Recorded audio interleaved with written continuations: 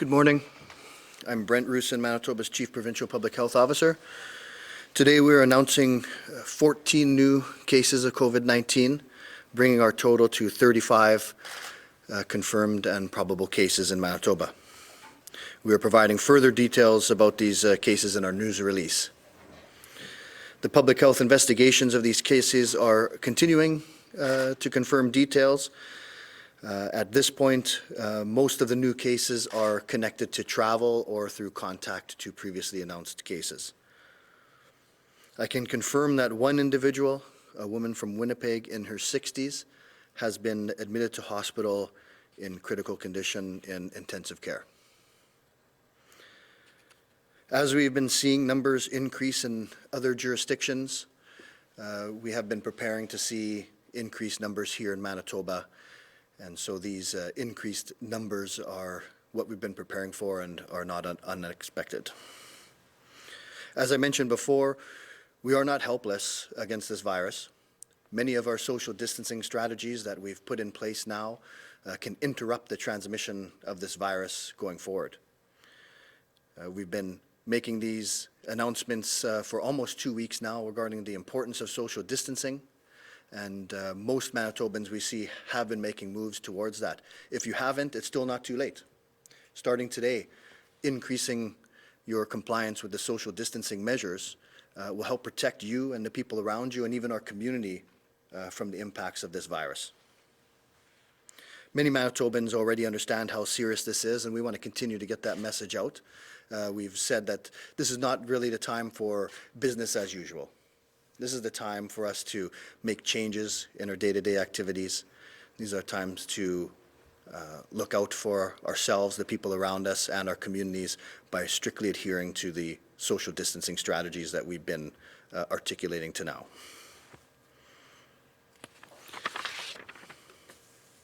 Those common messages still ring true. Frequently wash your hands. Cough into your sleeve, sneeze into your sleeve. Stay home if you're sick. We know that almost 80% of individuals with COVID-19 will develop only mild symptoms and will recover at home. Therefore, if you're ill, especially with mild symptoms, stay home when you're sick. This prevents the transmission of not only COVID-19 but other viruses and other illnesses. As of yesterday, over 4,800 tests have been completed at Chatham Provincial Lab for COVID-19. There were 352 tests done yesterday. I can confirm that Chatham Provincial Lab has now been able to make its own viral transport medium.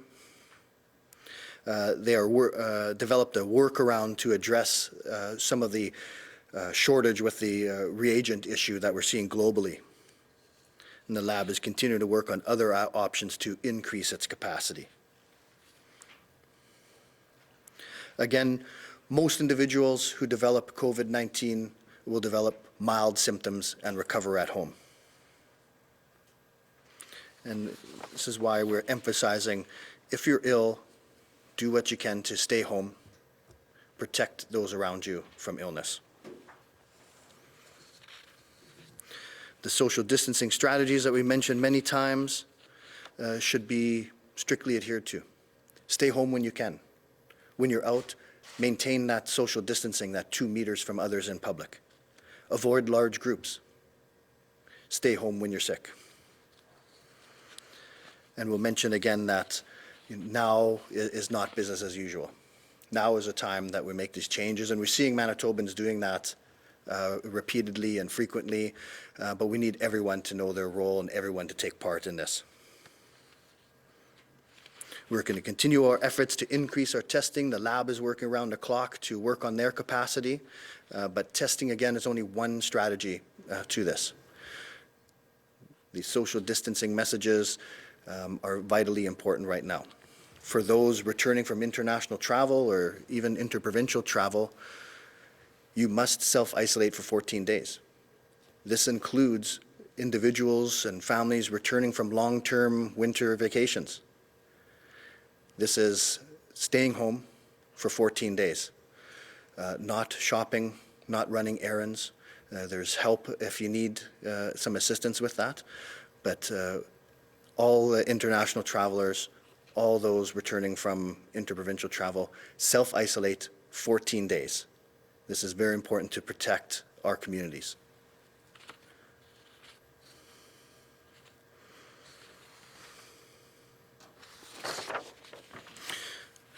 On a related note, we've had some reports of individuals attending for care at hospitals or at other facilities that have not been forward and advising of their recent travel history. We know everyone is showing signs of fear, and it's understandable, but it's vitally important for us to all take part in this. So if you're attending care at a treatment provider, at a hospital, you must be honest about your recent travel. You will not be denied care, but we need to be able to take those precautions if necessary. So this is another role Manitobans can play, is we need everyone to be honest about their recent travel or exposure history so that all of our healthcare providers are able to take the precautions that they need.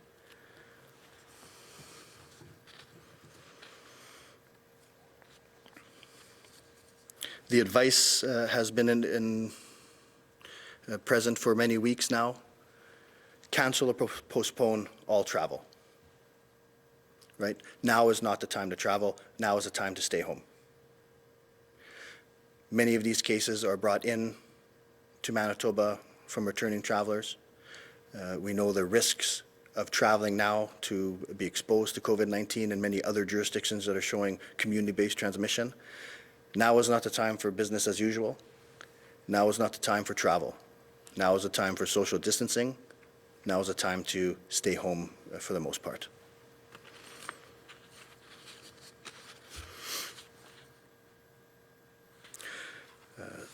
Again, all returning international travelers, all returning domestic travelers must self-isolate for 14 days. This includes healthcare workers. There are certain provisions for essential healthcare workers put in place, but healthcare workers must report their recent travel to their employers.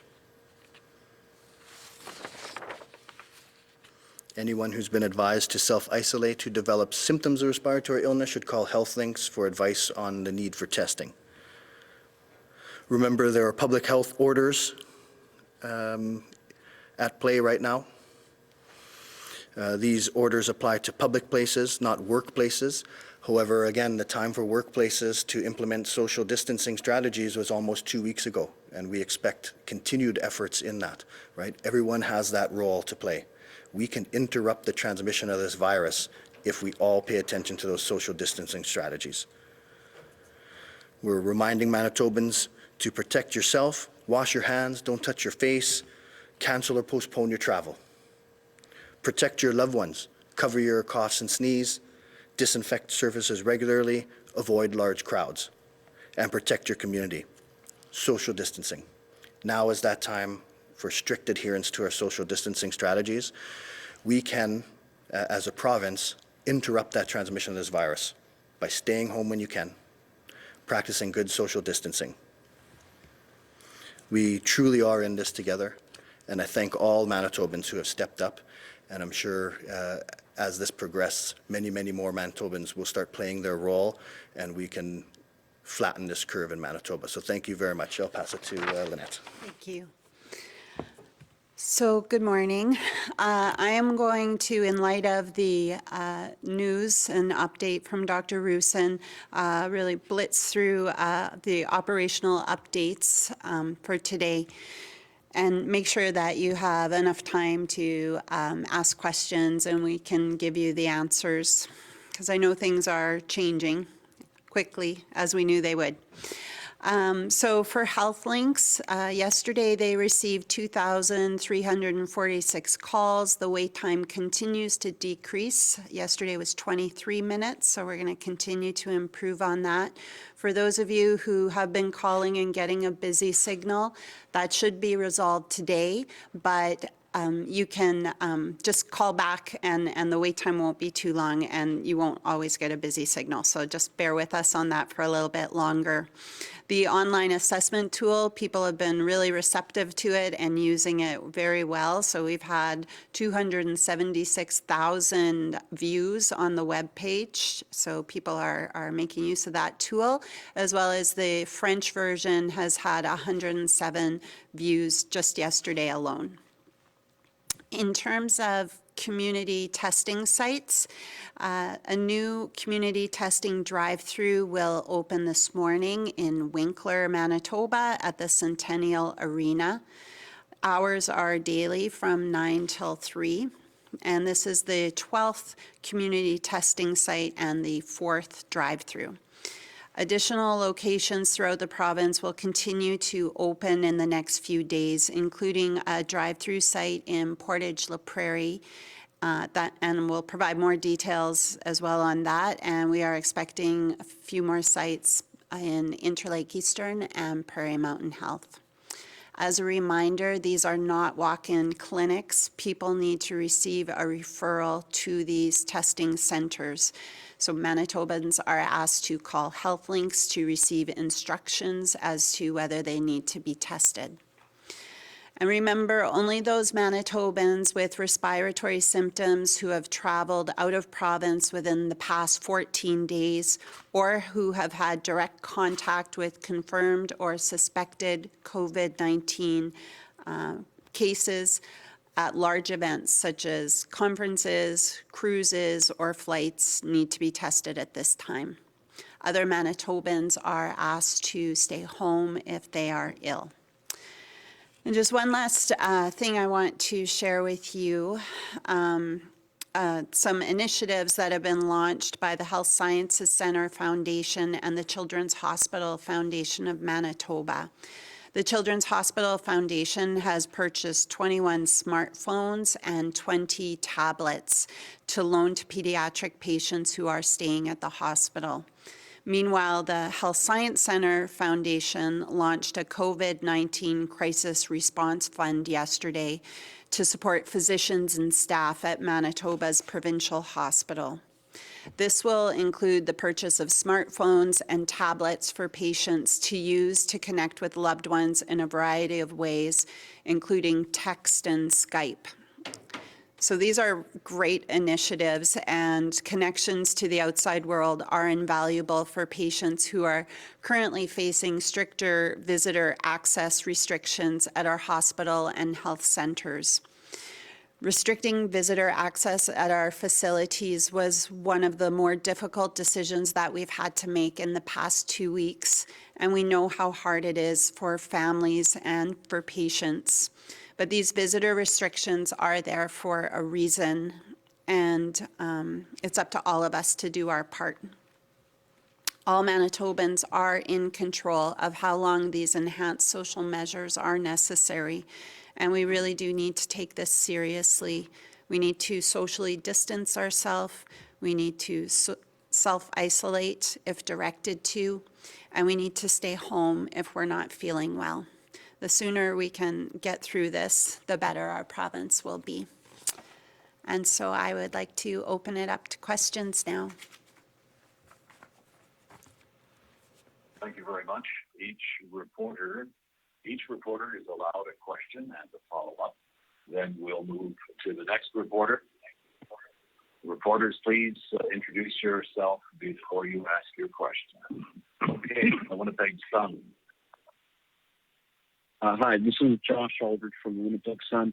You mentioned the lab now being able to produce its own reagent.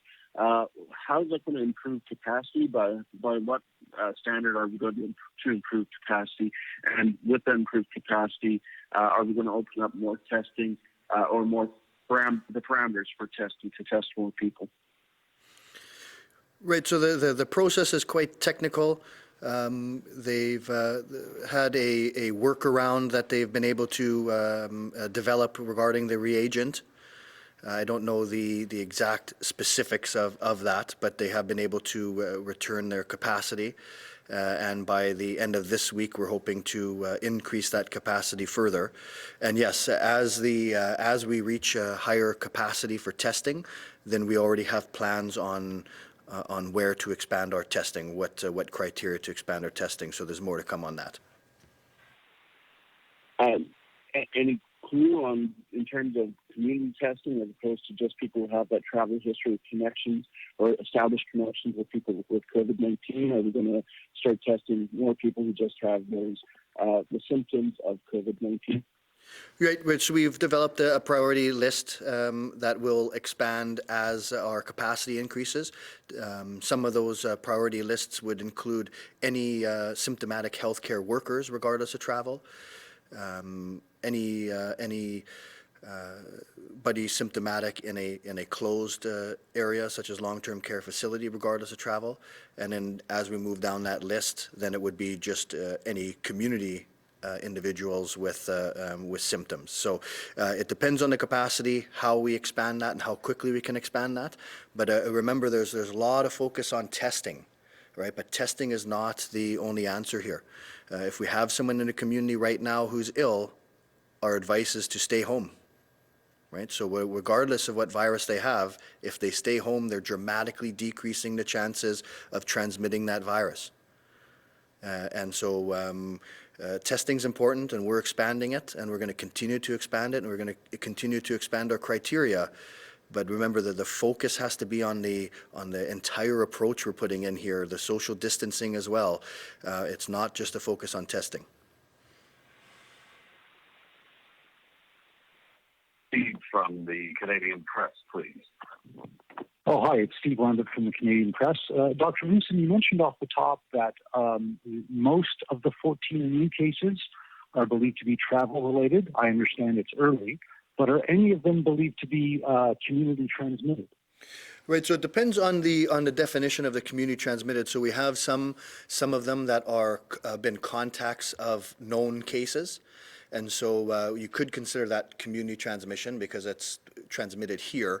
When we talk about community transmission, we're really referring to pop-up cases where we can't link the individual to a known transmission chain. So I don't have evidence of that at this point. But from the preliminary reports, these are either related directly to travel or to a known transmission chain. So that's where we're at right now. There'll be more to follow. So if I understand correctly, and correct me if I'm wrong, if somebody travels and then comes back, doesn't socially isolate, and spreads it to one person, that one person is not considered a community transmission? We would consider that a community transmission if we couldn't locate the transmission chain. You know, so we could just even a household transmission could be considered a community transmission. It's just when we have a very good idea of the transmission chain, it's less concerning than having somebody diagnosed, say, in the hospital that we can't link to any transmission chain or can't link to travel. Those are the real concerning ones that might indicate sustained community-based transmission. Okay, if I can have a follow-up, it's are there concerns about the reagents, the new reagents? I understand there have been some issues with perhaps false negatives due to a low viral load.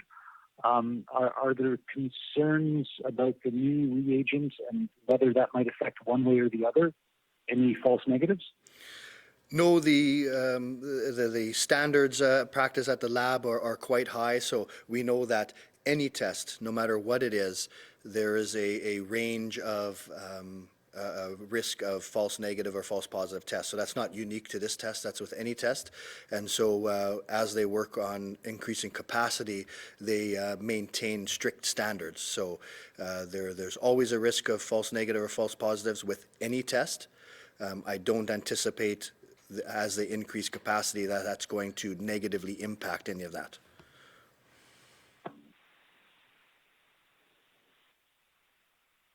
From CBC Radio Canada, Patrick. Yes, hi.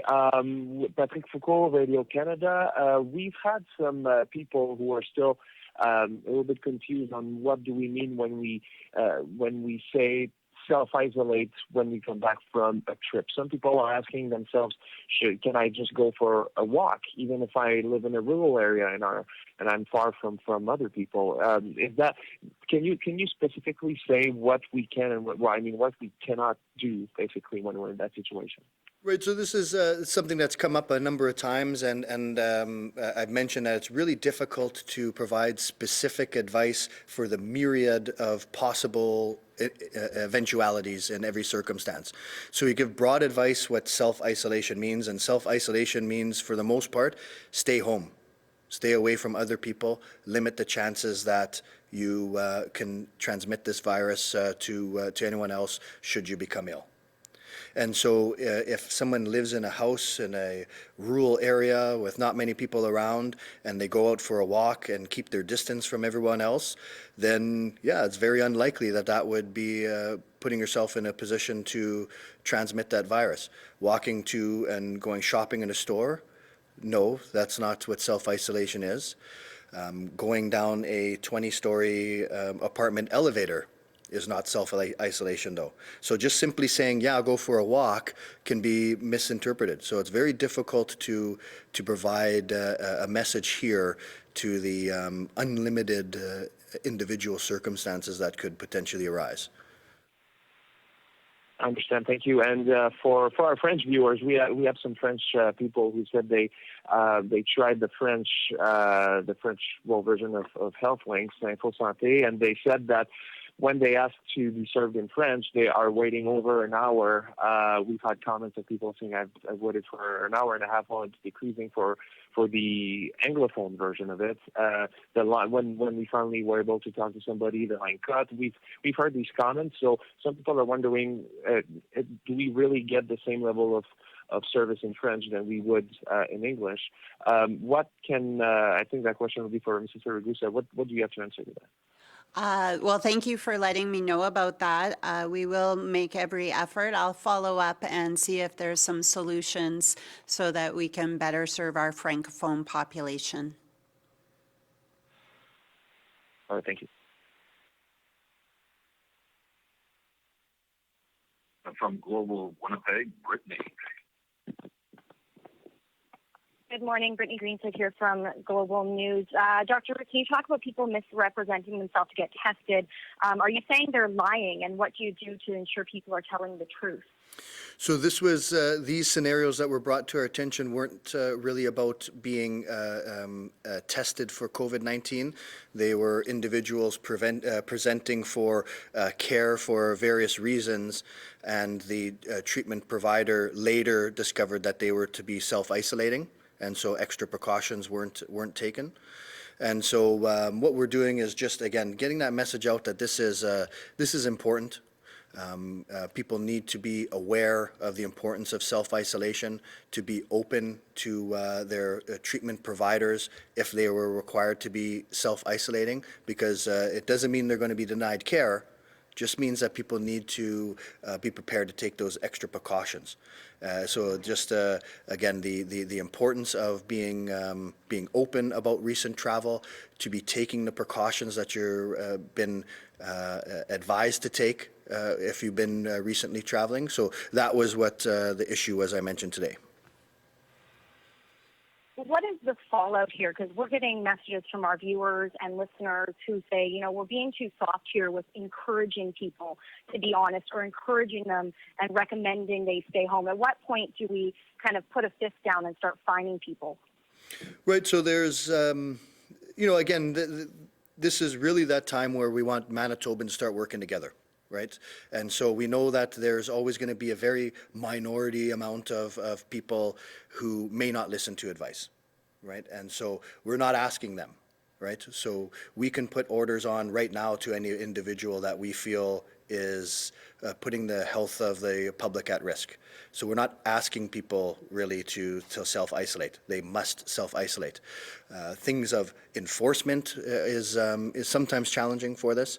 We know that our federal partners are working on a plan as well to help with some of this. and so there'll be more to follow on that later. But right now, it's not simply that we're asking people. We have the ability to ensure compliance with a number of these things. So, but the most importantly is we just want Manitobans to understand their role, that they can do their part, and that everyone's role here has an impact on other people, including people around them that they love. So that's the big message.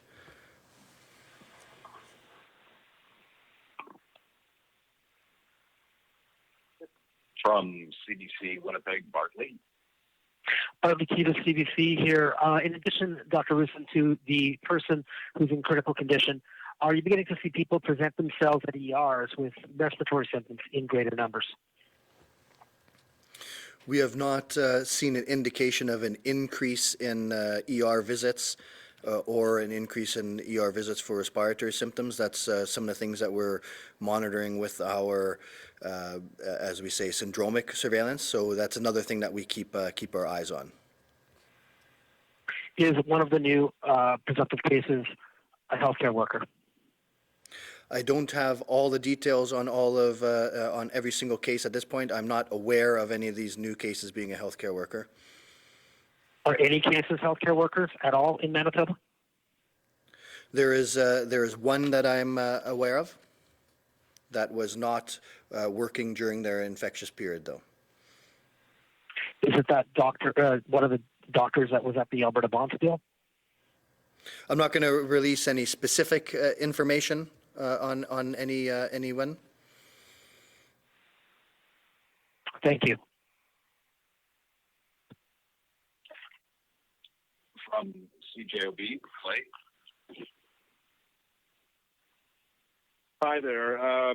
Dr. Roussin, this may be a city matter, but we have just been sent a photograph of the Main Street project, the homeless shelter there, and there are people literally right next to each other on the floor.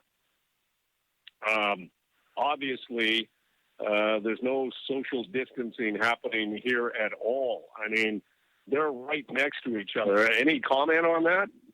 So we've been working with a number of the shelters and places that provide these social supports, and so we're continuing to look at that. And these are, challenging things because we need to be able to provide support for individuals. There is some limitation of space, but we're working on that, and going to try to keep all of Manitobans safe. I would also just echo those comments. So we do have a plan in place, continuing to evolve, but for vulnerable populations and potentially homeless populations. So if I haven't seen the pictures for Main Street project, but they should be looking at ways to socially distance when possible. And if we can, we are looking at where we could locate people in safe places during this COVID pandemic. So more information is to come on that, but we really would encourage, it's always challenging in different physical environments, but as much as possible to look for those solutions. Is it still all right for people to go visit their hair salon? Or a man to go still see his barber? Some are closed, but some are still open. Will those hair salons and barber shops remain open? So as we see the increasing community-based transmission in other jurisdictions, and as we see our numbers rise, we are going to be taking further steps. I think that our social distancing messages have been out there for some time, that now is a time to be staying home when you can. Non-essential reasons for leaving your house, this is not really that time. This is not that time for just the business as usual. So moving forward, we're going to provide more directions that address that question. But I think we've been providing some clear advice in that regard up to now anyways.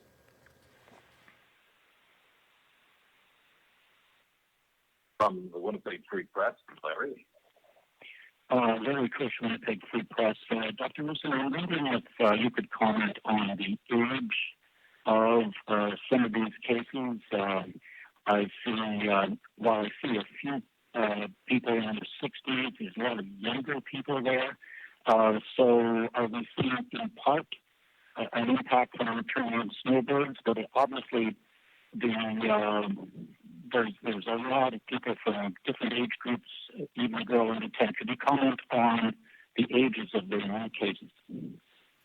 Right. So we know that the COVID-19, that there isn't a particular age group that's certainly immune to being infected with this. We know that children tend to be underrepresented in the total case counts and tend to have milder illness. From the data that we have, but as we typically see, we're seeing a wide range of ages. We know that those over age 60, over age 65, with underlying medical conditions or immune compromise are most at risk for the severe complications of COVID-19. But the variability, the age range that we see is to be expected. I have a follow-up on testing, and I'm wondering, until today, we had a very limited number of positive tests, and we had no real community transmission being reported. Was the shortage of test materials in Manitoba partly the result of some sort of national rationing of lab test materials, and the fact that some other provinces had a lot more cases, including community transmission cases? So sorry, I was you're breaking up there a bit, Larry. Could you just repeat that a bit? The question is, until today, we didn't have a lot of confirmed tests here in Manitoba, and I'm wondering if the shortage of test materials, lab test materials we had today, was the result of some kind of rationing, national rationing, where provinces that had a lot more cases were getting more of these supplies. Right. So I'm not aware of any national process of that. I think there had been a shortage globally. I think that if we looked yesterday, we performed 370 tests. But all through this, the lab has been able to do these workarounds and still get us those 200, 250 tests even during most of that shortage. So we were still able to do a lot of testing. This is we're going to increase that more, but I'm not aware of any specific process to ration it.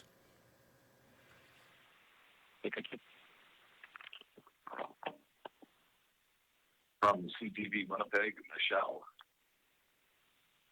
Hi, it's Michelle from CTV. Just wondering about receiving packages. If you're ordering something online, accompanying packages and products, those coming from the U.S. or other countries, do they need to be sprayed down and wiped? We are hearing that, in some cases like the Diamond Princess, the virus was found days and days longer after people had left. So what's the advice for people receiving stuff in themselves? Right. So there's some studies that are showing that the virus can remain in the environment for days. Those studies usually are on smooth metal surfaces. So on packages that have gone through mail and distribution would really pose an extremely low risk. So I wouldn't be advising anyone to change the normal advice, which is frequently washing your hands, don't touch your face. That would be my advice regarding those. Okay, and then also we have people saying to us that they've been waiting a week for their test results. Is that because they're not priority cases, or kind of what's your message to people who have had a test and are still waiting? We have a solution. We expect it to be in place either today or tomorrow, where all patients will get a call back.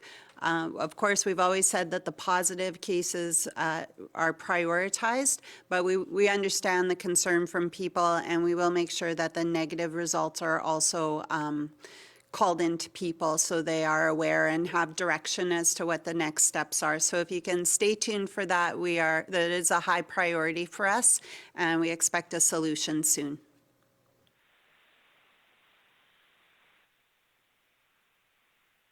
From 1029, Navi. Good morning. This is Navi Ball with 1029 CHTM. Dr. Roussin, we've had calls to our station in Thompson about a person who came through Thompson from Quebec to go to Snow Lake, which is close to Flin Flon. Now, the fact that all this is happening through travel, is being transmitted through travel, people are wondering if there are plans to suspend travel or air travel in the very least in northern communities or communities that don't have the same medical or enforcement resources as Winnipeg. So I would say that no real legitimate plans are off the table. We continue to review all of our responses. We have just implemented that 14-day self-isolation for interprovincial travel. So this individual should not be out and about in the community for 14 days. And so that's the step we've taken at this point. And certainly as things develop, we will always be considering further restrictions. And follow-up to that, for people who have layovers or taking multiple flights to get home or to their destination, what's the screening process in airports? Are they getting screened at every airport? Who is doing the screening? Is it Garda? Is it the gate agents? How is that process work? So the international travel coming back into Canada now is limited to 4 airports, and so there's extensive screening going on for symptoms there. People who are not showing symptoms are typically allowed to return to their final destination, but they're all given information about the need to self-isolate. They all are screened for symptoms, and that's going on at all major airports in Canada. Thank you. From the Flin Flon Reminder, Cassidy. Good morning, Cassidy Dankochik, Flin Flon Reminder. I'm wondering if there are any plans to assist remote communities in the north, still quite far away from testing sites. Assist in terms of testing? Yeah, testing or any resources made available to them. So Dr. Roussin has spoken in the past about the ability of nursing stations to do the same swabs that they would do for any respiratory infections applies to COVID-19. So if people met the criteria, the screening criteria, that could happen. We are working with the First Nations communities to make sure that we are able to mobilize supplies, personal protective equipment, as well as develop local strategies in terms of how would they isolate and looking at different spaces and strategies. And as a follow-up, how many people have been tested in the north, Flin Flon, Nepal, Thompson? Yeah, we can get that number to you. I don't have that offhand. Okay. Thank you. Thank you. We have time for a second round, so back to the Winnipeg Sun and Josh. Thank you. Again, Josh Aldridge, Winnipeg Sun. I was wondering if you could address the sudden spike in numbers. I talked about it yesterday in terms of the models where followed in the path of BC, Ontario, where we have the initial surge and slow trickle, and then you're expecting this. But why suddenly do we have this? What's the reason why we do suddenly have the spike? We have the spike, but why do we have the spike? Right, so it's, it's hard to know exactly why we're seeing this, and it's hard to make much of it after just one day like this, right? So we had days that had gone by with 0 cases and 1 case, and I advise that we can't make any note of that. That doesn't mean we're not going to be seeing more cases. And so we'll see this day here now with 14 cases. And again, we may not be able to make a lot of it right now. We'll have to see the trend over time. And so we've been doing a lot of testing We're going to try to increase that testing, but a lot of these cases are related to the public health follow-up of contacts and then having them follow up when they develop symptoms. So there's lots of reasons behind why we're going to see increased cases. What to make of this particular day, it's too early to tell. And to have, again, this many cases, were they all tested roughly the same day, or were they spread out over the last few weeks or week or so, and we finally have the results back for them? So I don't have in front of me the requisition date on all of them. There was for some cases, I'm not sure if any of these cases, but some tests, there had been a bit of a backlog that went into the days, certainly not into the weeks. But I don't have the specifics on what date each of these cases were tested. Thank you. Yeah, I would note that as the typical process here is that anyone presenting and having a test done is advised to self-isolate pending results.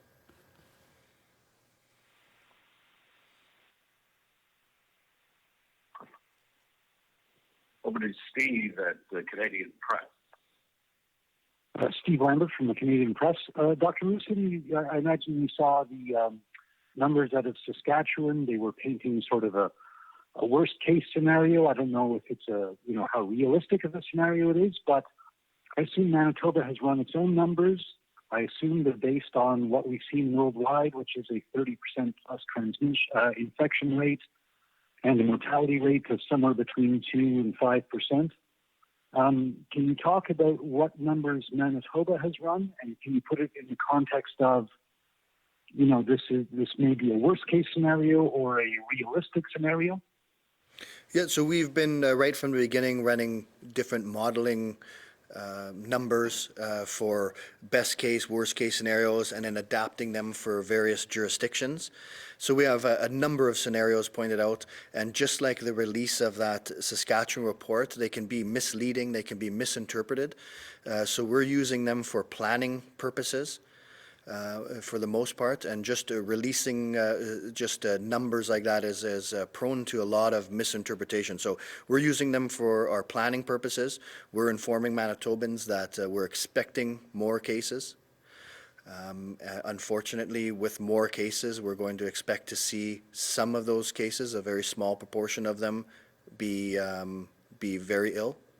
But we've been planning for that. We are expecting it, and we have a number of models that continue to go on. We continue to adjust them, but we don't, release the specifics because they're very prone to misinterpretation.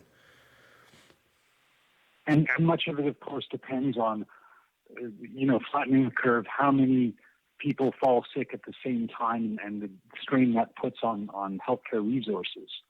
But do we have, in a bad case scenario, do we have the capacity in hospitals and in terms of equipment and ventilators, do we have the capacity to handle a realistic scenario? Well, without knowing what it's going to look like, we are planning for the worst case scenario. And we are ordering supplies.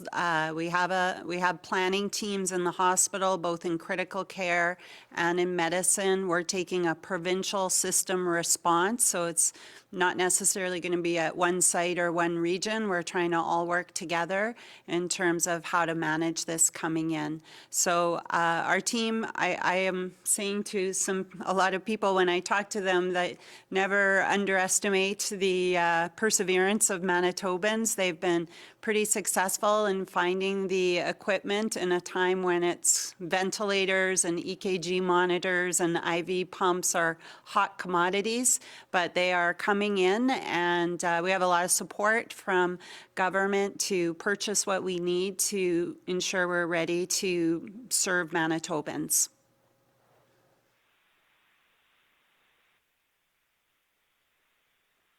From the CBC Radio Canada, Patrick.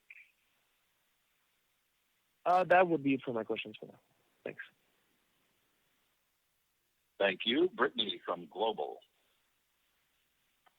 Brittany from Global News here. Dr. Roussin, you talked about the majority of these still being travel related. Are they all international or were some domestic? Many are, the majority of our travel-related cases are international, but we have seen some domestic travel, and I don't have all of the details on the destinations on these new 14 cases. And I just want to turn back to the fines here. I know you said under the Public Health Act, you guys do have the ability to enforce people that are not following self-isolation and to issue fines. There's now a Quarantine Act federally enacted. How many, if any, fines have been issued at this time? 0 fines have been issued under our Public Health Act. Thank you. From CBC Winnipeg, Barclay.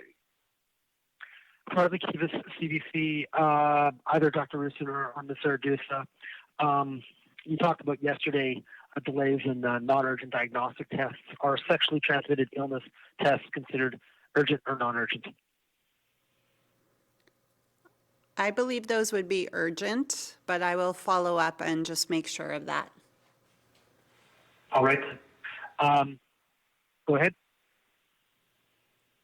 Okay, one more question then.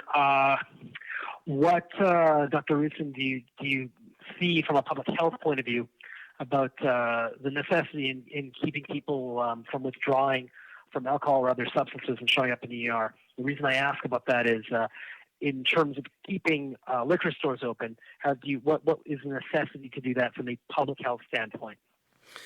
Yeah, so, when we talk about health, we know that there's much more to health than this virus, and we're looking out for the health of all Manitobans, including those who have medical conditions related to substance use.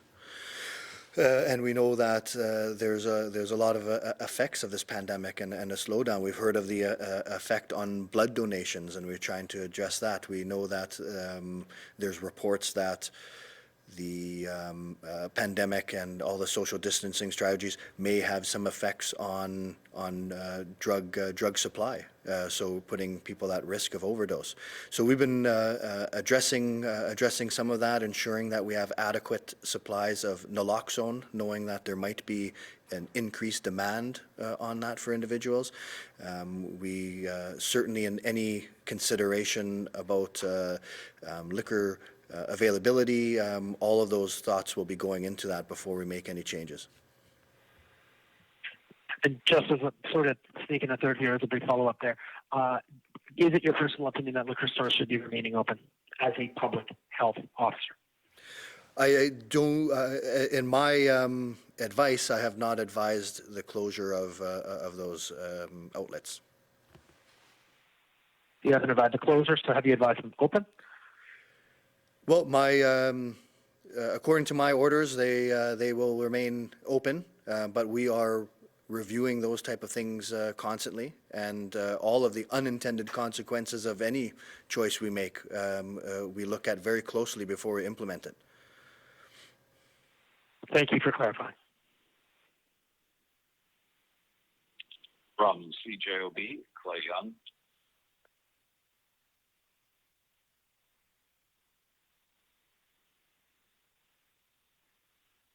Clay Young. Okay, from the Free Press, Larry. Larry Cushman, Big Free Press. Dr. Roussin, the latest figures we have for confirmed cases is 11. Is it still at 11? And why are there so many not confirmed yet? Yeah, so the confirmed test goes to the national lab, and then we get a report from them, and so that can sometimes be 48 hours at least from the time the national lab receives it. So our provincial lab runs the tests. They run a in-house confirmatory test. Then they send it to the NML, which then could be a 48-hour turnaround. So I think as of yesterday, we had 14 confirmed tests from NML. And then, from our standpoint, we are actioning the positive reports from CADM immediately. So as far as the actual public health practice and case isolation and contact follow-up, the confirmatory samples are not really playing a big role right now. So confirmed as of yesterday, 14 confirmed as of yesterday. My follow-up, I'm sorry? My follow-up is on the snowbirds, and do you still expect a wave of positive tests when those folks are all back and may go for testing? So certainly returning international travelers are, to date in Manitoba, one of the biggest risk factors for acquiring COVID-19. And so that's why all of those individuals must self-isolate for 14 days upon their return. Should they develop symptoms, they'll call health links and testing can be arranged. But certainly if the trend continues, we would expect that returning international travelers would have a significant proportion of positive tests. Thank you. From CTV Winnipeg, Michelle. Just a follow-up here. Have any public health orders been issued? We issued public health orders last week that took effect last Friday, and we are constantly looking at whether we need to enhance those orders. So that's a definite possibility to further move on the public health orders. I mean more for an individual, like where we're talking about fines, the public health orders that would result in a fine if somebody is getting. So the process right now, although we'll await to hear from some of our federal partners on the process going forward, but if for any reason a Manitoban was putting the health of other Manitobans at risk due to the potential of a communicable disease, any medical officer of health could issue a communicable disease order, which would require them to self-isolate in this case. And then the Public Health Act makes it an offense to contravene an order.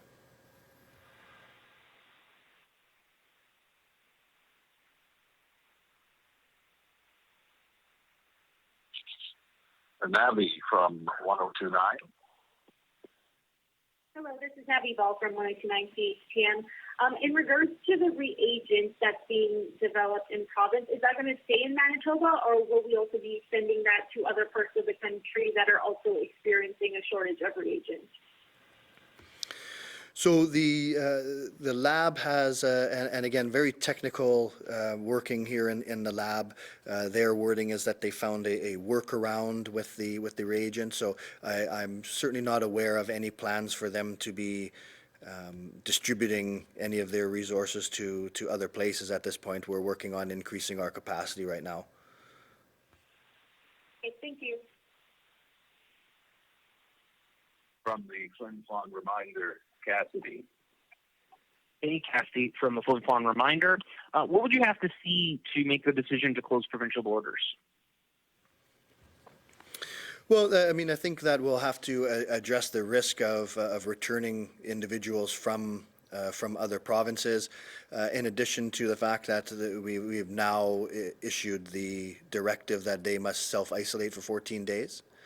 And so we're going to continue to make that strict advice that must be adhered to. And we'll continue to follow the situation. So just like any directive we made now, we're continually reviewing it, continuing reviewing the transmission dynamics, and we'll do what we need to do to protect the health of Manitobans. Thank you. Any other questions at this time? Yes, Art McKee here, CBC. Dr. Roussin, how old is a child under the age of 10 specifically? Well, that's how we report those for personal privacy reasons. So we'll report them in age ranges, so under 10. Okay, it's just... Dr. Roussin, can you tell us if you are considering dropping the gatherings to any lower than 50 at this time? Yes, yeah, that's a consideration that's constantly being reviewed. So absolutely, I'm considering that.